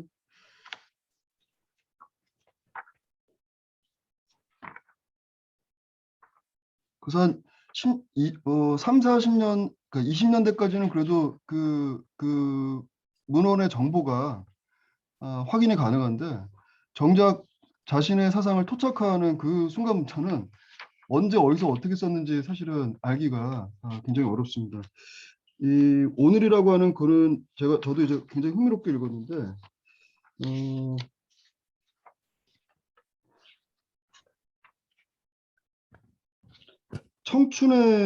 청춘의 그 최남선의 청춘 그 1918년 청춘 14호에 발표된 글입니다. 선생님, 박정민 선생님께서 알고자 하신 그 사항은 네, 그렇게. 네. 예, 네, 저도 네, 예, 질문하시죠. 예. 네, 저도 질문이 하나 됩니다. 네. 질문해도 되나요? 예, 질문하십시오. 네, 예. 띠쪼로 선생님 강의 잘 들었습니다. 저 발표 잘 들었습니다. 네. 지금 그 이도나 선생님부터 해가지고 이제 그 한국의 토착 지성에 대해서 발표를 해주셨는데 저는 그 이도나 선생님이 어떤 공부를 하셨는지 좀 궁금해요. 그 당시에 보면은 이미 우리 만해 한용운 선생님만 하더라도 중국을 거쳐서 러시아를 거쳐서 일본을 거쳐서 그 시에도 탁오르가 나오고 하는데 사실 지금 저희들이 생각하는 것보다는 훨씬 더 이 국제적 감각을 가지고 계셨던 것 같아요. 그때 당시 지성인들이. 네. 네. 그러니까 이제 이도나 선생님의 이런 철학도 어찌 보면 어딘가 잘 남아있을 것 같기도 한데 이분이 공부하셨던 게 좀 궁금하고 그다음에 이제 지기 철학이라고 하는 것은 어찌 보면 대단한 건 아닌데 이거를 이제 출발을 이도나 선생님으로부터 하다 보니까 밑으로 내려와 가지고 이제 우리 저 누구죠 김지아까지 내려오는데 지기 철학은 우리 저쪽 거슬러 올라가 가지고 기철학 문맥 같은 거랑 좀 연결을 시킬 수는 없나 그런 사상의 뿌리를 자기 철학을 지기 철학이라고 했다는 거는 그때 당시 지식인들이 봤을 때는 그렇게 특별한 주장일 것 같지 않단 말이에요. 그러면은 역시 그러니까 이제 이분의 이분이 무슨 연구를 하셨나? 그러니까 서양 사상도 그렇고 역시 우리 전통 성리학 같은 거에 어떤 이렇게 축적이 돼 가지고 이런 지기 철학이 나온 것 같은데 이 그 사상의 배경이 좀 궁금해 가지고 질문 드렸습니다. 네, 이상입니다. 네. 우선 저기 제가 아니라 이도나 연구로 단행본을 내신 허수 선생님의 연구를 제가 훑어보면 이도나가 무엇을 읽었는지는 선행 연구에서도 정확하게 파악하기 어렵다고 제가 알고 있고요. 그러니까 그 시기에 예를 들면 개벽 20년대 개벽의 운명과 사실은 같이 했던 사상가가 바로 이도나일 텐데 그러니까 개벽 초기부터 전성기 내내 그 동시대와 함께 호흡하고 있다는 건 명확할 정도로 무슨 뭐 러셀도 나오고요. 그 동시대의 중요한 철학 사상가들을 굉장히 활달하게 인용하고 자기 맥락에서 발화하고 있음에도 불구하고 어디에도 유학하지 않았잖아요. 그래서 기본적으로 사실은 토착지성이라는 말에 가장 부합하는 인물인데 정작 그 개벽 활동 이전에 행적을 보더라도 무엇을 어떻게 읽었다는지에 대해서는 사실상 명확하게 알려진 게 없는 것으로 저도 알고 있고 외람되지만 어쨌든 이도나 전공자 얘기도 그러하고 제가 옆에서 슬쩍 보기에도 실제로 어떤 원전을 가지고 있었는지는 사실은 묘한 것 같아요. 그래서 그 부분이 사실은 흥미롭고 반드시 해명되어야 되는 거지만 제 힘으로는 사실은 파악하기 어려운 대목이 있고요.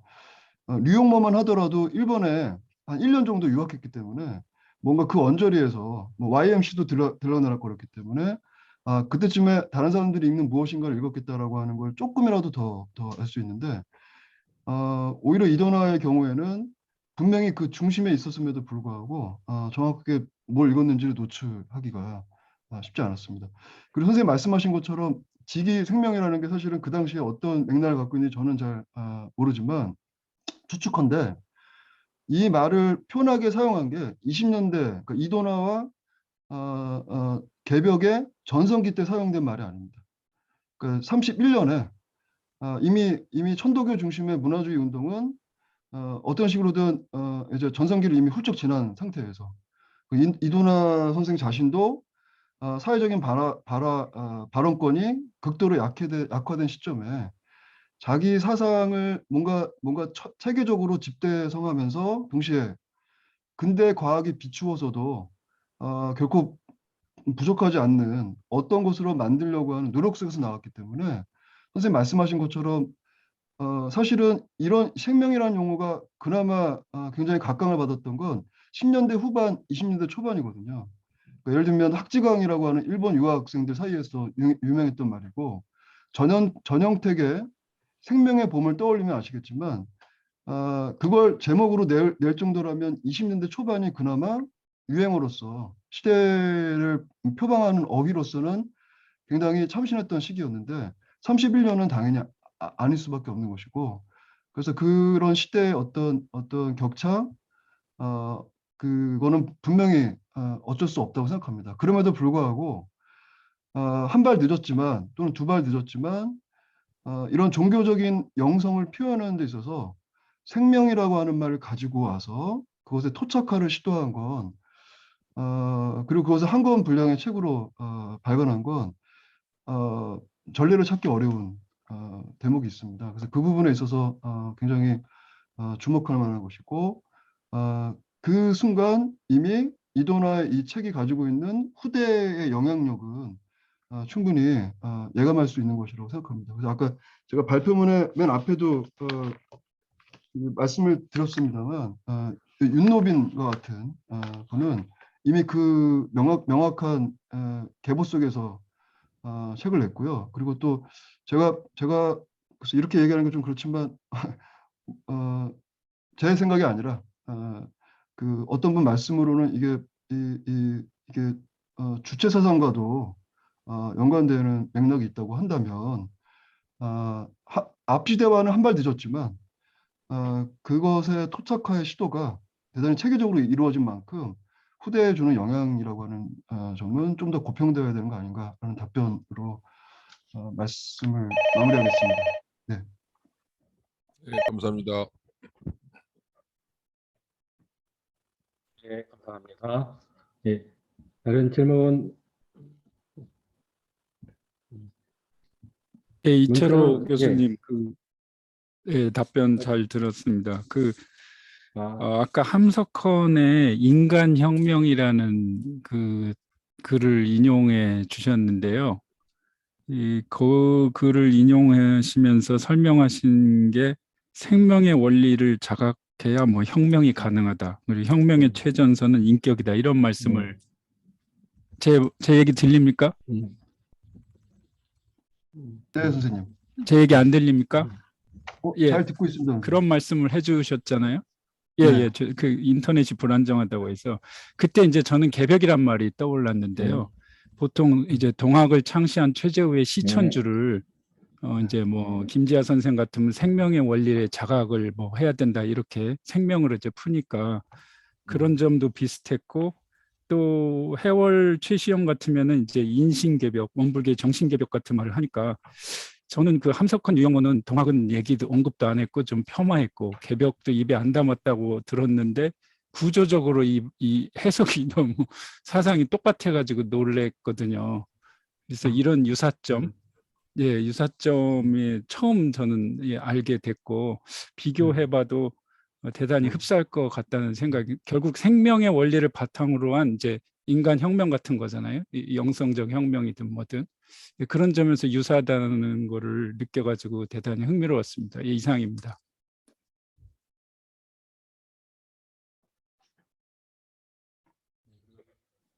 다음 질문 이정규 선생님 질문 준비되셨으면 해주시면 되겠습니다. 네. 저 아까 그 이준 교우님 그 발표 마지막에 지구 살림 운동이라고 표현을 하셨는데 이 살림이라는 게 이제 두 가지로 그러니까 영어로 번역을 하면 이제 save 살려라, 구해내라라는 뜻과 그러니까 살 수 있도록 해줘라, 살려주자라는 이런 그게 가능하다면 제가 고민하는 지점은 그거거든요. 그러니까 그리고 요즘 그 환경운동이나 이런 쪽에 관심이 많은 사람들이 지구를 살리자라는 말을 많이 하는데 이제 그 우주 진화사를 하는 제 입장에서는 사실 우리가 지구를 살리는 게 아니잖아요. 우리가 지구에서 생겨나온 존재이고 사실 어, 살림이 필요한 존재는 우리 인간이지 지구가 아니라는 거죠. 그런 면에서 봤을 때 이 용어 자체가 과연 합당할까라는 왜냐하면 이 용어 자체가 우리 인간이 지구를 살릴 수 있는 더 큰 존재라는 개념 그 그래서 그 인간 중심주의, 이 파괴를 낳은 인간 중심주의를 강화하는 용어일 수 있겠다라는 생각이 들어서 드리는 질문입니다. 그러니까 이게 보이실지 잘 모르겠는데요. 저희 과관에서 뭘 이렇게 하나 만들었어요. Help Earth, Save Us 이렇게 했어요. 맨 처음에 직원들이 이걸 가지고 왔을 때 왜 과관에서는 이렇게 영어로 쓰는 거 좋아하는지 잘 모르겠지만 Save Earth, Save Us 이렇게 가지고 온 걸 제가 방금 드렸던 것과 똑같은 말로 이렇게 용어를 바꾸자. 이렇게 지구를 우리가 돕자. 그리고 지구가 우리를 살리도록 돕자라는 이 두 가지 의미를 같이 넣어서 저렇게 문구를 바꾸자고 했는데요. 그런 고민에서 드리는 질문입니다. 네, 너무나도 좋은 의견 같습니다. 원불교에서 사실 그 기반이 되는 교리상으로는 선생님께서 방금 말씀하신 것처럼 이 그 천지가 사실 이제 지구 개념이거든요. 이 지구가 없이는 우리가 이 몸을 받아서 태어날 수도 없고 살 수도 없다는 부분을 이제 기본적으로 전제를 하고 있습니다. 그래서 이제 말씀대로 이런 부분을 생각을 하면 이제 인간이 지구를 살린다라는 표현은 조금 이제 적절치 않을 수 있을 것 같고요. 방금 해주신 말씀을 그래서 저도 의견으로 개진을 해보겠습니다. 현재 지구 살림이라는 말을 넣은 운동들이 이제 몇 가지 있는데 이런 부분들은 충분히 앞으로 변화가 될 수 있는 부분이라고 생각됩니다.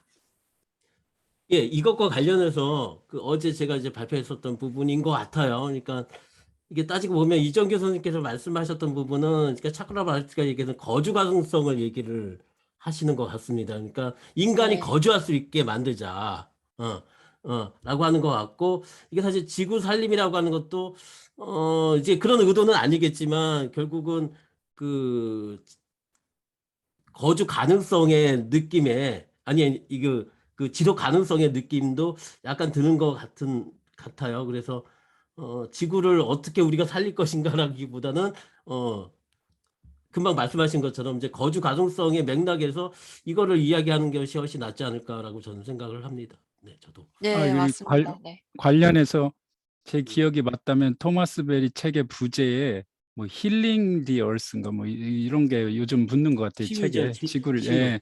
그러니까 결국 인간을 위한 거죠. 음. 인간이 지구를 망가뜨려가지고 못 살게 되니까 지구를 음.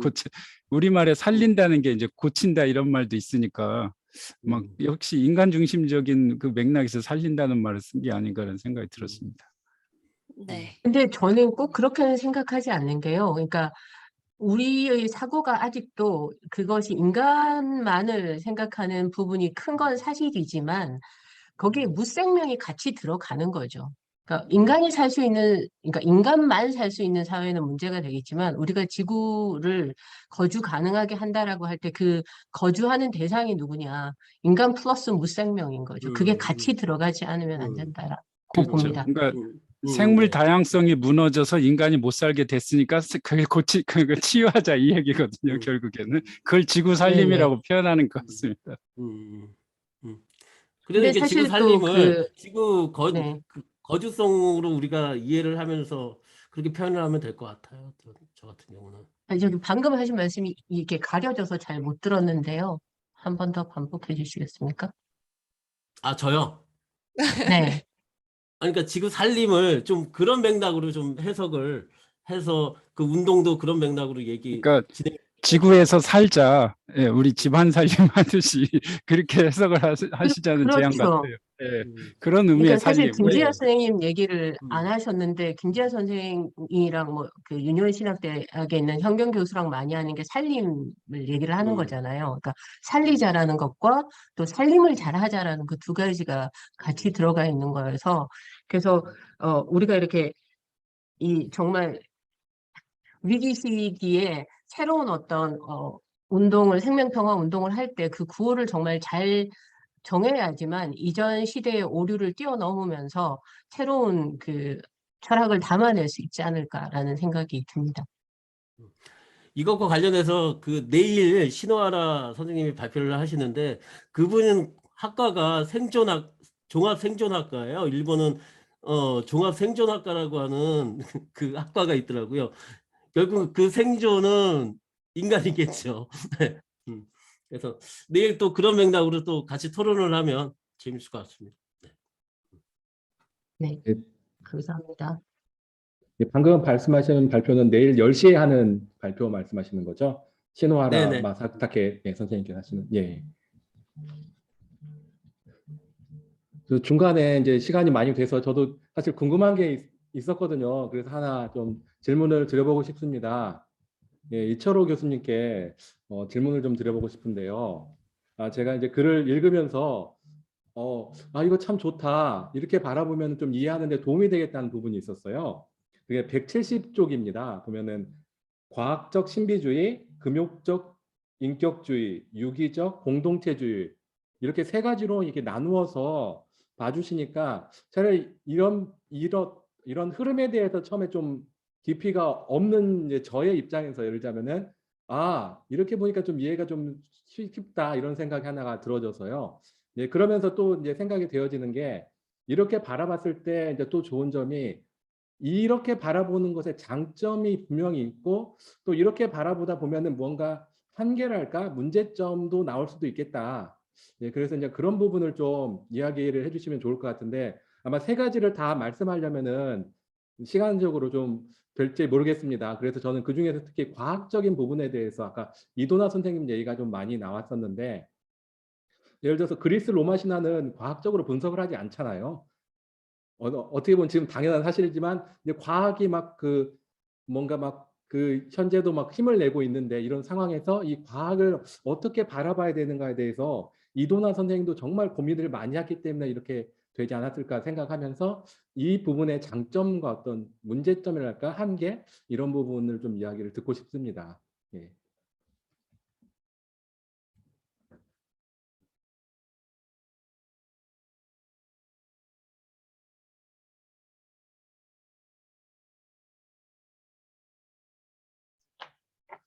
네,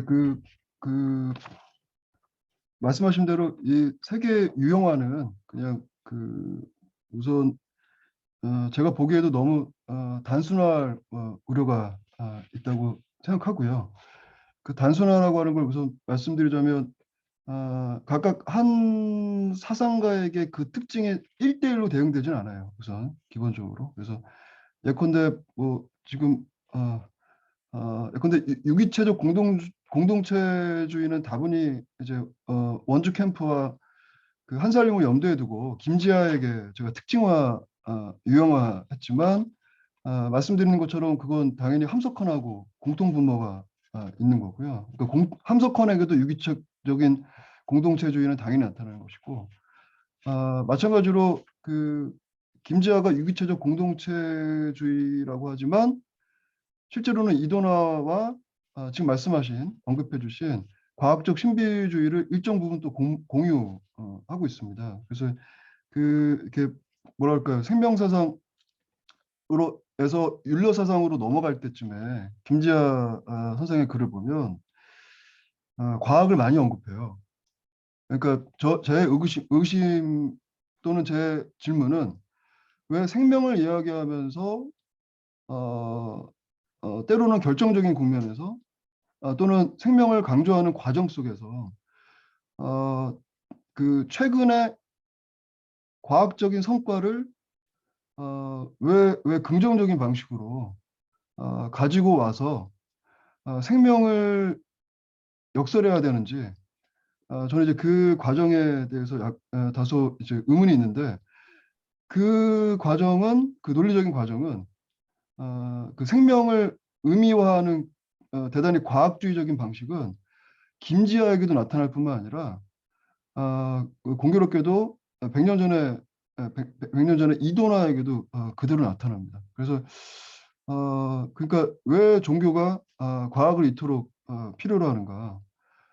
또는 생명이라고 하는 것을 이야기할 때 왜 기계론적인 화법을 빌릴 수밖에 없는 것인가?라고 하는 이 질문은 우선은 제가 생각할 때는 이제 선생님 말씀은 이제 저에게 자아 비판을 어쨌든 원하신 거지만 당연히 이제 그 부분은 단순화할 우려가 있기 때문에 그 부분은 이제 제가 기본적인 답변을 우선 하고 제가 변명 비슷하게 말씀을 드리자면 그건 일종의 과학에 대한 강박 아닐까? 또는 진화론에 대한 강박이 아닐까? 라고 생각이 됩니다. 그래서 그건 김지아에게서는 잘 모르겠는데 이도나가 활동했던 바로 그 시기에는 실제로 외람되지만 천도교가 천도교라는 이름을 사용할 수밖에 없는 상황. 그리고 범신론이라고 하는 걸 기독교와의 대결 속에서 오히려 중요한 자기 정당성의 무기로 사용할 수밖에 없는 그런 긴박한 상황들은 당연히 과학을 도외시한 상태에서 천도교를 말할 수 없는 어떤 의미에서는 가장 적극적으로 과학의 힘을 빌려서 종교를 이야기할 때 종교가 거듭 외람되지만 현대적인 생존력을 확보할 수밖에 없는 그 상황, 그 부분에 대한 고려가 당연히 있을 수밖에 없는 것이고 그 긴급함의 강도는 저는 잘 모르겠습니다만 그러나 불가피하게 그것이 뭔가 어울리지 않는 것에 그 동거를 가지고 왔다. 이 상황이 흥미롭게도 류영모에게도 나타납니다. 그래서 아까 제가 아직은 충분하게 해명을 못했습니다만 류영모가 동경 물리학교를 다녔거든요. 그래서 그리고 자기 글에도 뭐 천문학이니 화학이니 이런 얘기들을 많이 합니다.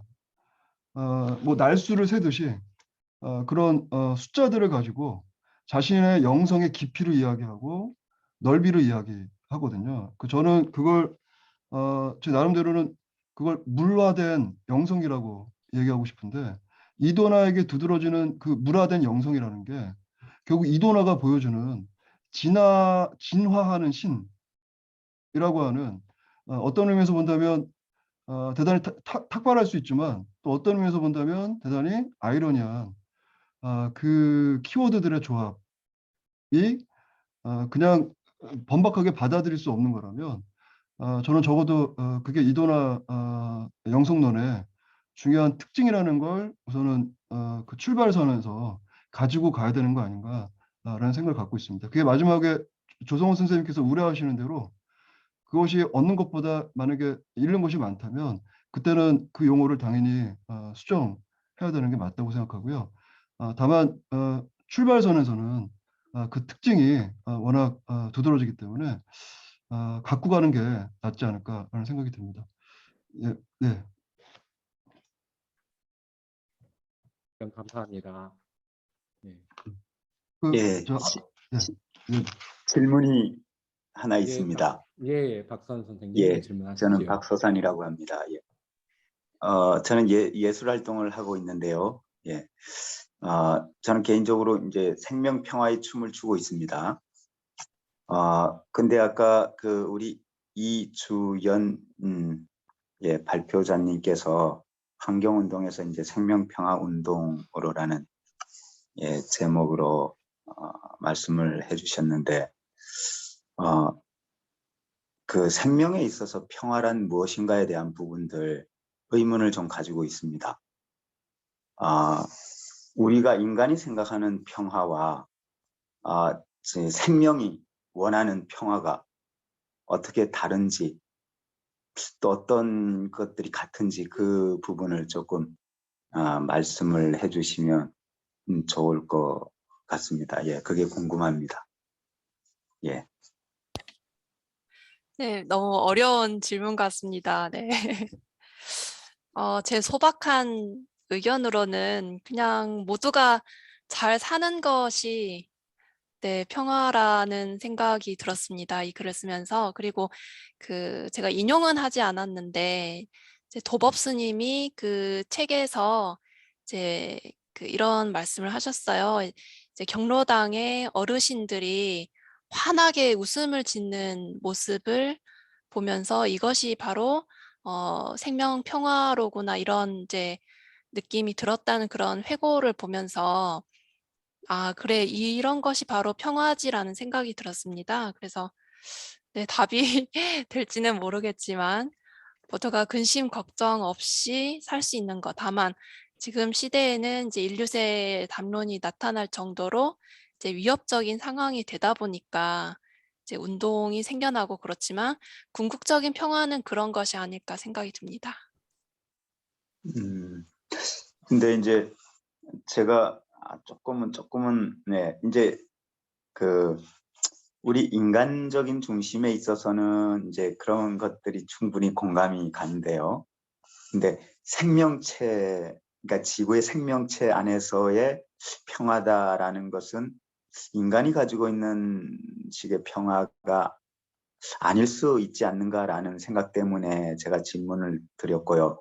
그리고 그래서 이제 환경운동에서 생명평화라는 운동이다라고 했을 때는 그런 다름에 대한 부분들을 좀 더 이렇게 좀 뭐라고 할까 알고 싶어서 질문을 드렸던 겁니다. 그래서 혹시나 그와 관련해서 다른 분이 좀 이렇게 말씀해 주실 수 있는 분이 있으면 예, 또 아니, 듣고 제가 싶습니다. 답변을 드리겠습니다. 네. 네, 아까 그 앞부분에서도 이제 말씀을 드렸듯이 지구권이 성립이 되어야 한다고 보는 이유도 이제 지구라든지 이제 비유기체 방금 말씀하셨듯이 인간이 아닌 광물 같은 그런 비유기체 이런 존재들도 이미 그 인간이 나타나기 전에 존재를 했고 그리고 인간이 이제 인정을 하느냐 안 하느냐 여부에 상관없이 자신의 권리를 가지고 살아가고 있기 때문에 그래서 그 권리를 가지고 살아가고 있는 것을 우리가 이제 권리를 준다 안 준다 인정을 한다 안 한다 이런 것으로 이제 정의를 할 수는 없지 않겠습니까? 그래서 그런 부분에서 존재하는 그 자체 그래서 존재 역량 아까 이제 인용도 했는데 존재하는 그 자체로서 권리를 가지는 거 이제 그런 부분에서 접근을 하면 좋을 것 같습니다. 네, 알겠습니다.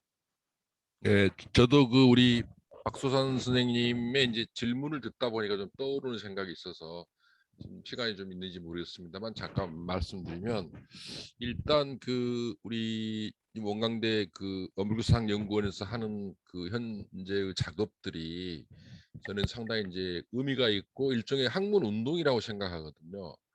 학문 운동이라고 하는 것은 목표가 분명해야 되는데 목표가 분명해야 되려면 시장의 용어로 적이 있어야 됩니다. 적이. 그러니까 생명평화 운동은 뭐 이렇게 노인들이 잘 웃는 게 중요한 게 아니라 지금 그와 같은 것들을 방해하는 게 뭔가를 찾아가지고 그거를 공격하는 게 중요하죠. 그러니까 예를 들어 지금 저희들이 논의를 하다 보면 자꾸 문맥을 놓치는 경우가 있는데 예를 들어서 지금 이제 영성운동 같은 경우도 제가 말씀은 안 드렸습니다만 영성운동은 유럽에서 역시 1900년대를 전후로 한 10년, 20년 사이에 아주 대대적으로 유럽에서도 영성운동이 일어났었거든요.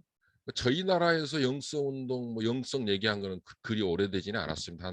길게 잡아도 한 30여 년 되는데 그러니까 이게 이제 영성운동이 유럽에서 전개될 때는 그쪽은 완전히 그냥 유물론이 지배하던 시대란 말이죠. 유물론이 예를 들면 사르트르만 하더라도 공산당에 가입해가지고 소련을 직접 방문하고 하는 그런 시절이라 어느 사회가 뭔가 좀 거부감이 느낄 정도로 한 방향으로 나아가니까 이제 영성운동이 유럽에서도 일어났던 것 같습니다. 사실 저희 나라도 지금 저희들이 아까 우리 이도나 선생님이 1920년대 직위를 외쳤다라고 했는데 아마 여러분들이 1920년대 그 공간을 머릿속에 떠올려 보시면 아실 수 있을 것 같아요. 상당히 복잡한 복합적인 또는 상반되는 사상들이 이렇게 한 무대 위에서 펼쳐지던 그 시절에 직위를 얘기한다라고 하는 것은 별로 이렇게 그 호소력이 없는, 말하자면 그 우리 대한민국 전체를 대표하는 사상이라고 좀 하기는 어려운 그런 측면이 있거든요. 그러니까 그때 직위를 얘기할 때 우리 대한민국 사회에서는 어떤 학자들이 무슨 얘기를 했는지를 저희들이 한번 무대를 좀 사고의 무대를 넓혀 보면 그때도 역시 유물론적인 게 지배적이었던 것 같고, 그것이 단순히 사상적 측면에서뿐만 아니라 정치적으로 상당히 얽힌 실타래처럼 이렇게 얽혀있던 그 시절이라, 그러니까 이제 지구인문학 같은 경우도 이제 유럽에서도 이제 이미 저희들이 연구를 통해서 이미 습득했습니다만, 아까 제가 잠깐 얘기하고 지나가 버렸는데, 저항을 세계화하자 이런 구호를 내세워서 사회의 그 악폐에 해당하는 모든 것들의 저항 운동을 지구 인문학을 연구하는 학자들이 하고 있는 거예요. 그리고 그런 거를 그 대학의 서클을 만들어 가지고 대학생들이 거기에 활동하도록 하기도 하고, 그래서 이제 이게 아까 제가 서두에 말씀드렸다시피 이거 학문 운동이 되려면 이게 뭔가 그 저희들이 그 안티테제가 분명해야 그런 것들을 이제 개선해 가면서 이것이 지구 평화 운동으로 사랑 운동으로 전개될 수 있거든요. 그러니까 이제 대한민국 사회에서 가장 비정상적인 게 뭔가 이런 거 찾아가지고 그거를 이렇게 논의하면서, 그러니까 적을 분명히 해가지고 그것들을 해결해 나가는 쪽으로 뭔가 생명 평화 운동을 전개해야 되지 않나 이런 생각이 들어가지고 말씀 예. 올렸습니다. 죄송합니다. 예, 감사합니다. 예, 박시환 교수님 감사합니다. 시간이 이제 5시가 좀 넘었습니다. 그래서 이제 토론 세션을 이제 마쳐야 할 것 같습니다. 예, 오늘 두 분 발표자님, 이철우 교수님, 이주영 교수님께서 다시 한번 박수 부탁드립니다. 감사합니다. 예, 예, 수고 많으셨습니다. 그리고 오늘 함께 해주신 분들, 뭐 질문을 통해서 이렇게 더 이렇게 이 내용을 풍성하게 해주신 모든 분들께 감사드립니다. 그리고 내일도 역시 10시부터 학술대회가 진행되니까요. 많은 참여 부탁드립니다. 그럼 이상으로 본 세션을 마치도록 하겠습니다. 감사합니다.